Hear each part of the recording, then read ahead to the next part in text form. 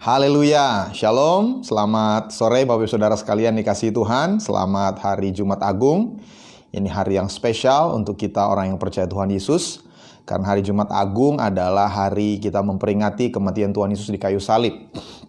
Mungkin ada orang yang bingung dan juga mungkin bertanya-tanya kenapa Tuhan harus mati di kayu salib. Karena salib itu bicara tentang pembayaran atas dosa-dosa. Tidak ada yang namanya pengampunan itu gratis. Harus ada yang menanggung hukuman dosa manusia. Manusia berdosa, harus ada yang bayar. Masalahnya, kalau manusia yang disalib menggantikan sesama manusia lainnya, nggak fair karena semuanya sama-sama berdosa. Sehingga Tuhan harus menjadi manusia. Karena hanya Tuhan yang suci, Dia bisa menjadi manusia yang suci, yang kudus. Alkitab berkata anak domba yang tidak bercacat. Sehingga Tuhan di kayu salib itu membayar dosa kita sekali untuk selama-lamanya. Tapi hari ini kita akan belajar bahwa ternyata untuk mengalami pengampunan dosa tidak bisa hanya dari pihak Tuhan.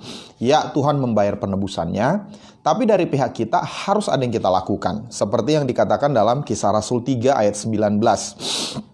Kisah Rasul 3 ayat 19 berkata, "Karena itu sadarlah dan bertobatlah supaya dosamu dihapuskan." Jadi Alkitab berkata, firman Tuhan berkata, kita harus sadar dan bertobat. Katakan sama-sama bertobat. Baru dosa kita bisa dihapuskan. Jadi Tuhan menyediakan jalan untuk menghapus dosa, tapi supaya kita bisa mengalami penghapusan dosa itu, kita harus bertobat. Itu sebabnya hari ini saya menyampaikan firman Tuhan berkaitan dengan Jumat Agung, apa sikap kita untuk mengalami pengorbanan Kristus di kayu salib. Kita harus mempunyai pertobatan yang sejati. Jadi bukan hanya pertobatan yang pura-pura atau pertobatan yang semu, tapi perlu pertobatan yang sejati. Dan kita akan belajar dari firman Tuhan seperti apa pertobatan yang sejati di mata Tuhan.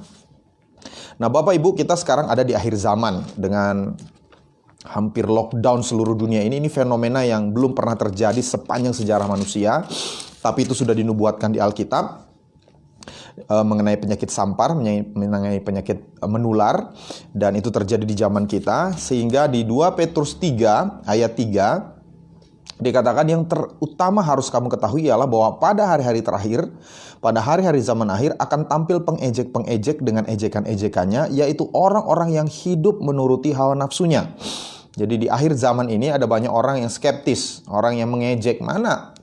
Dari dulu kita bahas tentang akhir zaman, tapi business as usual. Dikatakan di mana lagi janji tentang kedatangannya itu? Sejak bapak leluhur kita meninggal, segala sesuatu tetap seperti semula. Everything is business as usual. Enggak. Sekarang tidak pernah lagi seperti semula. Dunia sangat berubah sejak pandemi COVID-19 ini. Tapi Tuhan itu tidak lalai. Kelihatannya memang tidak langsung penghukuman Tuhan itu datang. Tuhan masih beri kesempatan lewat pandemi ini untuk menyadarkan banyak orang. Kenapa? Karena di ayat 9 dikatakan, Tuhan tidak lalai menepati janjinya sekalipun ada orang yang menganggapnya sebagai kelalaian, tetapi ia sabar terhadap kamu, karena ia menghendaki supaya jangan ada yang binasa, melainkan supaya semua orang berbalik dan bertobat. Jadi kalau ditanya apa kehendak Tuhan melalui semua kejadian kita alami sekarang ini, supaya semua orang berbalik dan bertobat. Nah, sehingga pertobatan ini bukan hanya untuk orang yang belum percaya Tuhan Yesus. Pertobatan ini untuk kita, untuk saudara dan saya yang sudah percaya Tuhan Yesus. Di Roma 12 ayat 2 dikatakan, Roma 12 ayat 2, ini ayat yang terkenal, mungkin sebagian Bapak saudara menghafalkannya. Saya bacakan Roma 12 ayat yang kedua. Janganlah kamu menjadi serupa dengan dunia ini, tetapi berubahlah oleh pembaharuan budimu, sehingga kamu dapat membedakan manakah kehendak Allah, apa yang baik, yang berkenan kepada Allah, dan yang sempurna. Sekali lagi ayat ini ditulis bukan untuk orang yang belum percaya Tuhan. Jemaat Roma itu jemaat yang percaya Yesus, tapi Tuhan Yesus, Alkitab berkata melalui Rasul Paulus, berubahlah. Dalam bahasa Yunani ini metamorfosis. Kita tahu metamorfosis itu kalau di pelajaran biologi, perubahan dari satu bentuk yang sangat berbeda menjadi bentuk yang lainnya. Contohnya dari ulat jadi kupu-kupu, sama sekali berbeda. Dari jentik menjadi nyamuk, sama sekali berbeda. Dari berudu menjadi katak. Itu yang Tuhan mau, kita berubah. Dan perubahan ini membutuhkan pertobatan. Tanpa pertobatan, tidak mungkin ada orang yang bisa berubah. Karena sifat kita adalah ingin mempertahankan apa yang kita anggap nikmat, apa yang kita sukai. Tapi dengan memiliki pertobatan sejati, kita akan senantiasa berubah. Nah, ada banyak orang yang salah tangkap mengenai pertobatan. Ada yang berpikir bertobat itu menangis. Waktu ada pendeta berkhotbah, terus kemudian hatinya tersentuh, mereka menangis, mereka emosional, lalu itulah pertobatan. Memang pertobatan itu juga bisa melibatkan perasaan atau emosi. Tapi pertobatan tidak sama dengan menangis. Di Alkitab ada satu contoh yang jelas tentang orang yang menangis tapi tidak bertobat. Yudas. Di Matius 27 ayat 3-4. Ketika Yudas tahu bahwa yang dia lakukannya itu menyebabkan Tuhan Yesus ditangkap dan kemudian disalibkan, apa yang dia lakukan? Matius 27 ayat 3, pada waktu Yudas yang menyerahkan dia melihat bahwa Yesus telah dijatuhi hukuman mati, menyesallah ia. Jadi dia menyesal. Lalu kemudian dia mengembalikan uang yang dia peroleh karena mengkhianati Tuhan Yesus. Nah, menyesal di sini tentu pasti melibatkan perasaan. Tapi dia tidak bertobat. Buktinya apa? Di ayat yang kelima, ia melemparkan uang perak itu ke dalam bait suci, lalu pergi di situ dan menggantung diri. Jadi tidak ada buah pertobatan. Dia menyesal, lalu dia menggantung diri, selesai. Hidupnya tidak berubah. Di Perjanjian Lama juga ada contoh yang lain tentang Esau.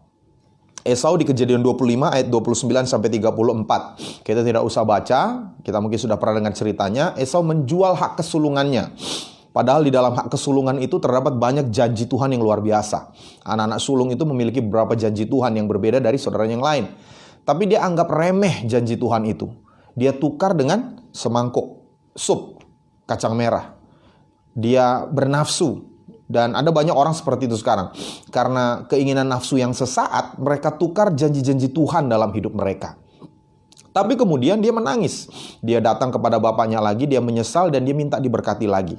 Tapi Alkitab mencatat, dia tidak bisa beroleh lagi berkat itu sekalipun dengan mencucurkan air mata. Itu sebabnya kita harus hati-hati. Kalau kita sudah berulang-ulang kali diingatkan oleh firman Tuhan, Roh Kudus sudah bicara di hati kita, tapi kita mengeraskan hati, ada saatnya di mana kita sekalipun menyesal, kita tidak bisa berubah lagi. Istilah Alkitab itu point of no return. Saya mungkin gambarkan kalau kita bawa mobil, nyetir mobil, biasanya ada pagar pengaman. Kalau di daerah-daerah puncak atau daerah-daerah pegunungan, ada pagar pengaman. Selama kita ada dalam pagar pengaman, kita masih bisa injak rem. Rem itu masih berfungsi. Tapi begitu kita tabrak pagar pengaman dan kita sedang terbang melayang di atas jurang, sekeras apapun rem itu kita injak, tidak ada gunanya lagi. Kenapa? Kita sudah sampai di point of no return. Itu sebabnya kita harus hati-hati dengan kasih karunia yang Tuhan berikan, kesempatan yang Tuhan berikan. Saya percaya sekali lagi, pandemi COVID-19 ini peringatan keras bagi banyak orang yang masih hidup dalam dosa mereka untuk bertobat, untuk berubah, untuk berhenti melakukan kesalahan dalam hidup mereka. Jadi bertobat itu dalam perjanjian baru, bahasa Yunaninya metanoia, perubahan pikiran. Jadi bukan hanya sekedar emosi, tapi pikirannya diubah. Dia tahu, dia mengerti bahwa yang dia lakukan salah. Nah, di perjanjian lama, bertobat itu berarti berbalik. Jadi kalau di perjanjian baru itu berubah pikiran di dalam, kalau di perjanjian lama itu berbalik, tindakan di luar, berubah arah. Kalau saya dulu berarah ke timur, bertobat itu artinya saya berbalik ke barat, bukan ke selatan. Itu bukan berbalik. Berbalik itu 180 derajat. Sehingga kalau digabungkan, pertobatan menurut Alkitab, pertobatan yang sejati adalah perubahan pikiran di dalam yang mengakibatkan perubahan tindakan di luar. Saya ulangi sekali lagi. Pertobatan adalah perubahan pikiran di dalam diri seseorang yang mengakibatkan perubahan di luar dalam tindakan seseorang.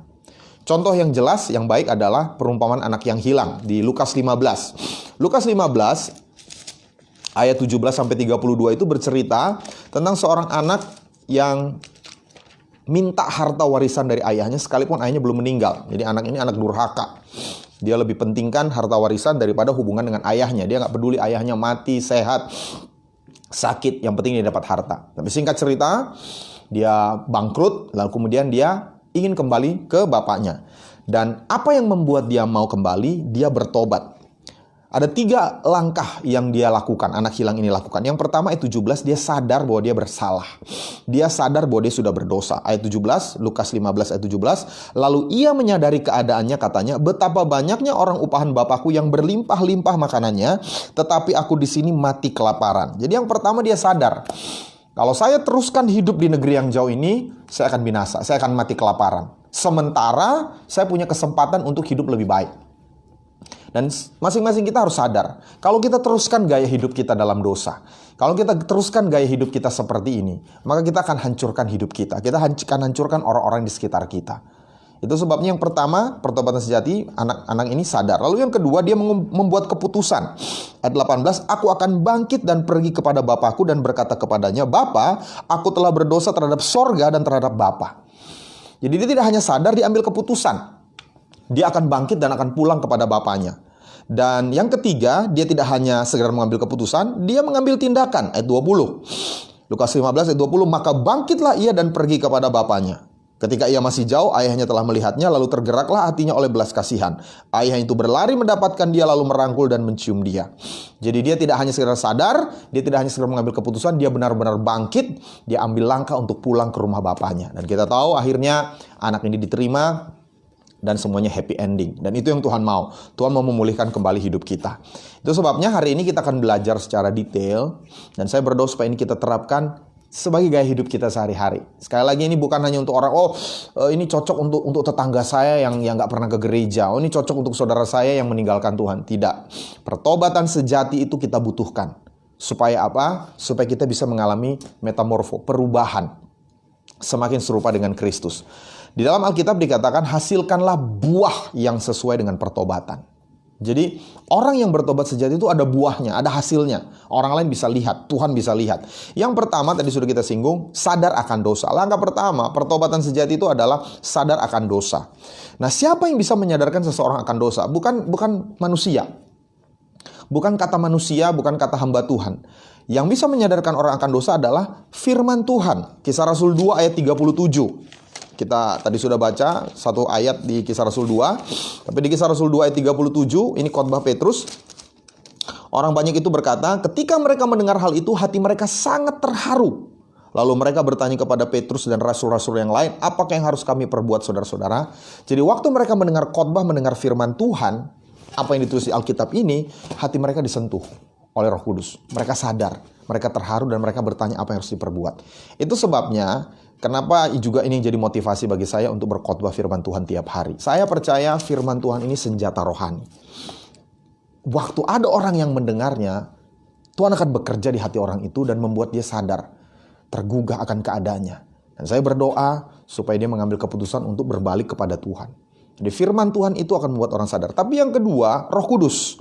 Roh Kudus akan membuat seseorang sadar akan dosanya. Di Yohanes 16 ayat 8, Tuhan Yesus berkata, dan kalau ia datang, ini bicara tentang Roh Kudus, ia akan menginsafkan dunia akan dosa, kebenaran, dan penghakiman.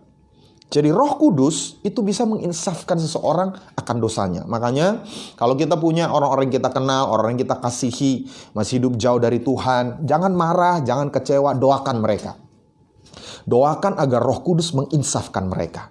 Karena Roh Kudus itu tidak ada batasnya. Dia bisa datangi orang di mana saja, kapan saja, dalam kondisi apapun. Jadi dua hal ini akan menyadarkan orang. Waktu dia dengar firman Tuhan, dan waktu Roh Kudus bekerja di dalam hatinya. Lalu yang kedua, buah dari pertobatan adalah ada perasaan sedih akan dosa. Orang itu tidak hanya sadar dia berdosa, tapi dia merasa bersedih. Ada banyak orang, dia sadar dia berdosa, tapi bukannya sedih, nantangin gitu. Wah, memang ini hidup gue, so kenapa lu keberatan gue hidup dalam dosa? Hidup gue. Itu orang susah untuk mengalami perubahan. Kalau orang mau mengalami perubahan dalam hidupnya, dia harus sedih akan dosanya. Dan tanpa perasaan sedih, seseorang tidak akan berubah. Di Mazmur 51 ayat yang ke-6. Mazmur 51 ayat yang ke-6, pemazmur berkata, terhadap engkau sajalah aku telah berdosa dan melakukan apa yang kau anggap jahat. Jadi perasaan sedihnya ini karena kita menyedihkan hati Tuhan. Kita melukai hati Tuhan. Kita bukan sedih pertama-pertama karena orang lain kita curangin, kita jahatin. Itu sama seperti anak kecil, saudara. Kalau kita sedih karena kita merugikan orang lain, atau karena orang lain tangkap kita, ketahuan ketangkap basah, lalu kemudian kita nyesel, kayak maling ketangkap basah, itu bukan perasaan sedih yang sejati. Kenapa? Karena kalau nggak ketangkap basah, mungkin kita nggak akan merasa sedih. Kita justru senang, nggak ada yang tahu. Tapi perasaan sedih yang benar adalah kita tahu waktu setiap kali kita melakukan dosa, walaupun orang lain tidak tahu, walaupun orang lain tidak dirugikan, tapi kita tahu kita sedang membuat Tuhan sedih. Bayangkan Tuhan Yesus mati di kayu salib. Itu perasaan yang sangat memalukan. Dia ditelanjangi, dia dipermalukan, dia disiksa karena dosa kita. Sehingga harusnya perasaan sedih itu yang selalu kita rasakan waktu kita berbuat dosa. Saya percaya itu juga berasal dari Roh Kudus. Roh Kudus yang akan membuat kita sadar betapa kita melukai hati Tuhan. Lalu yang ketiga, sesudah kita sedih akan dosa, kita harus mengakui dosa. Katakan sama-sama, mengakui dosa. Pengakuan itu penting. Sebab kalau kita tutup-tutupi, kita sembunyikan, artinya kita masih ingin terus melakukannya. Di Amsal 28 ayat 13, siapa menyembunyikan pelanggarannya tidak akan beruntung, tetapi siapa mengakuinya dan meninggalkannya akan disayangi. Jadi manusia itu selalu berusaha menyembunyikan pelanggarannya. Adam, dia berusaha tutupi pelanggarannya, dia tutup dengan daun ara. Musa, dia tutupi pelanggarannya dengan mengubur mayat orang yang dia bunuh, tapi akhirnya ketahuan. Raja Daud, dia berusaha menutupi perzinahannya dengan membunuh suami Batsheba, akhirnya ketahuan.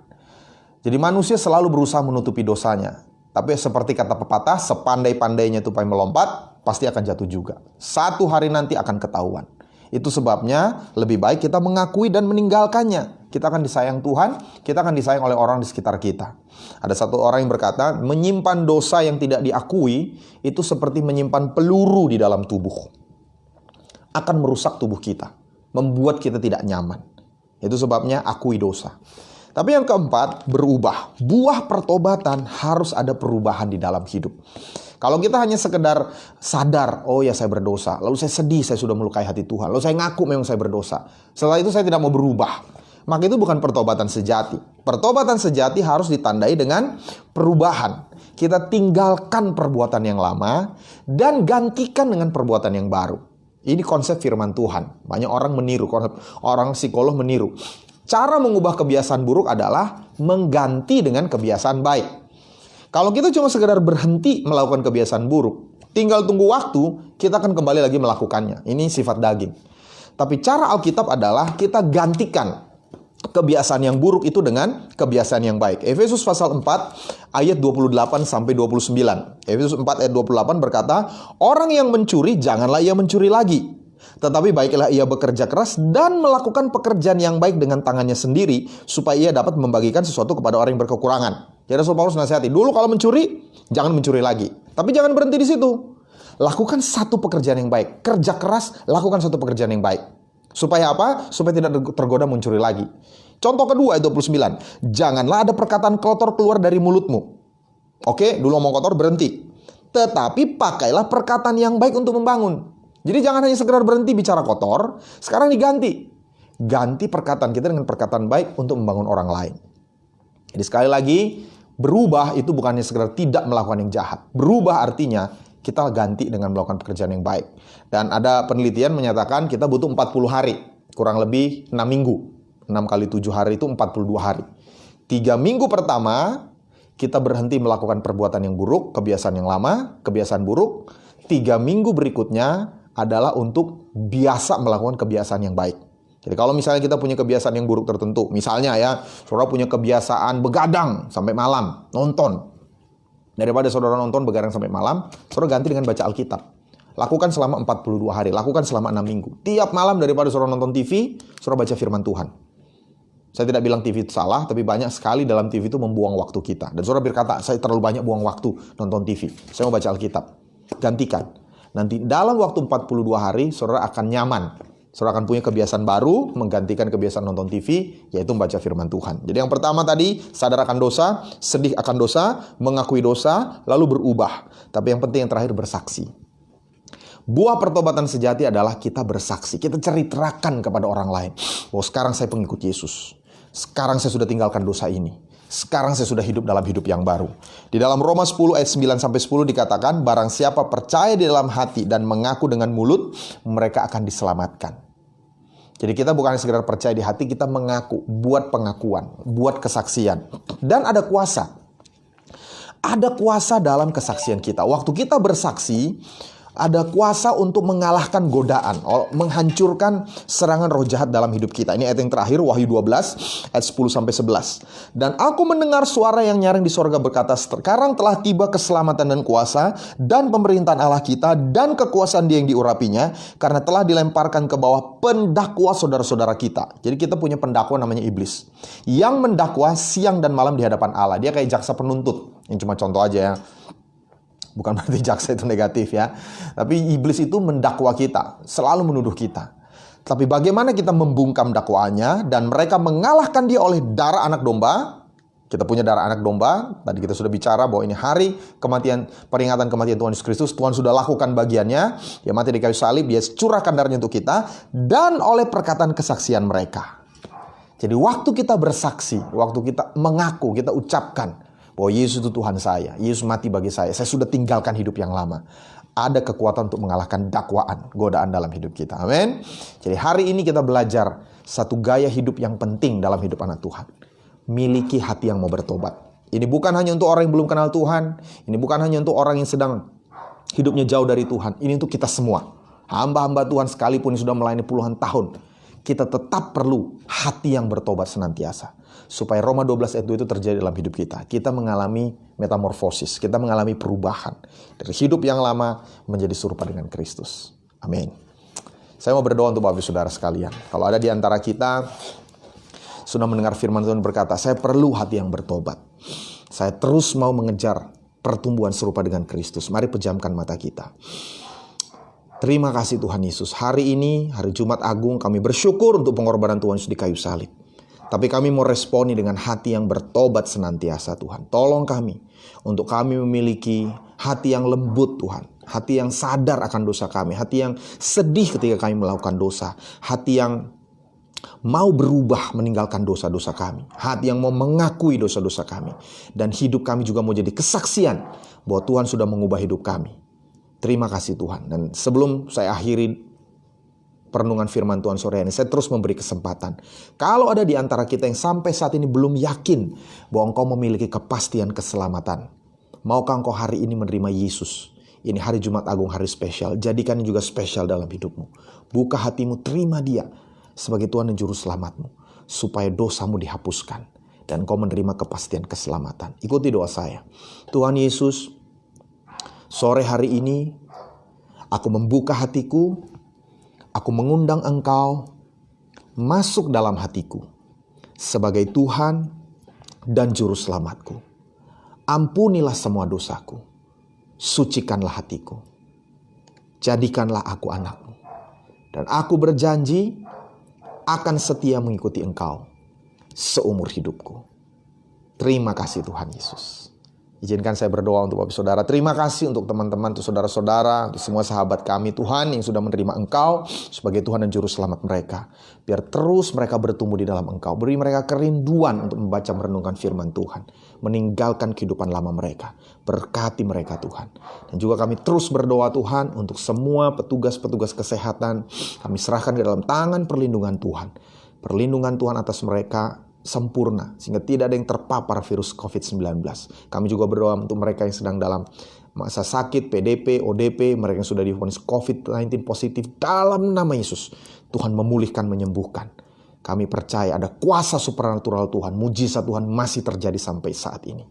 Kami juga berdoa untuk pemerintah kami, berkati pemerintah kami dengan kebijaksanaan dari Tuhan, sehingga bisa memimpin negara kami melewati masa-masa sukar ini Tuhan.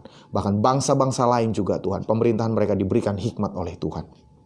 Dan kami percaya di atas semuanya, Tuhan turut bekerja untuk mendatangkan kebaikan bagi mereka yang mengasihi Tuhan, mereka yang terpanggil sesuai dengan rencana Allah. Terima kasih Bapa di sorga, dalam nama Tuhan Yesus, haleluya. Amin. Ya, terima kasih untuk perhatian Bapak Saudara. Saya juga motivasi Bapak Saudara bisa share khotbah ini ke orang-orang yang Bapak Saudara kasihi. Seperti tadi sudah saya sampaikan, biarkan firman Tuhan itu yang bekerja. Waktu kita sampaikan, kita teruskan video ini, nanti mereka akan mendengarkan firman Tuhan dan terus kita doakan mereka supaya Roh Kudus bekerja. Tuhan akan membuat mereka bertobat, berbalik kepada Dia. Juga ajak teman-teman untuk bisa menyaksikan live streaming setiap hari jam 4 sore waktu Indonesia Barat bersama saya Pastor Yosef Situmeang. Dan kalau ada yang ingin didoakan, Bapak Saudara bisa men-DM akun Facebook ini akun Facebook istri saya. Nanti ada hamba-hamba Tuhan yang akan memfollow up, mendoakan Bapak Saudara dalam pergumulan Bapak Saudara sekalian. Terima kasih. Sekali lagi selamat hari Jumat Agung menjelang Paskah. Tuhan Yesus memberkati. Haleluya.